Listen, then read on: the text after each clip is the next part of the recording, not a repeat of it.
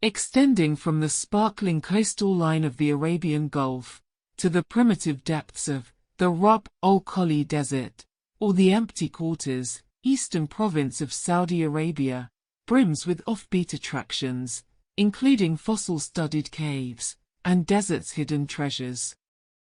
Amidst these desert's treasures lies the mysterious Judah's thumb that stands isolated in the heart of the desert, and also known as the Devil's Thumb.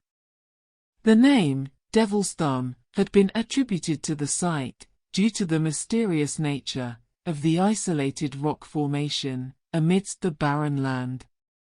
This natural structure is one of its kind, attracting tourists from around the world for the attached legends, picturesque beauty, and mystical charm. The magnificent rock structure is around 160 kilometers from Dammam, near the town of Judة. The rock stands out like a sore thumb in the vast desert. While visiting Judة Thumb, tourists can also explore the adjacent slopes and caves, which are full of twists and turns in the shape of secret caverns and craggy rock formations. One can also spend the night at Judة Thumb while camping and gazing at the star-studded sky.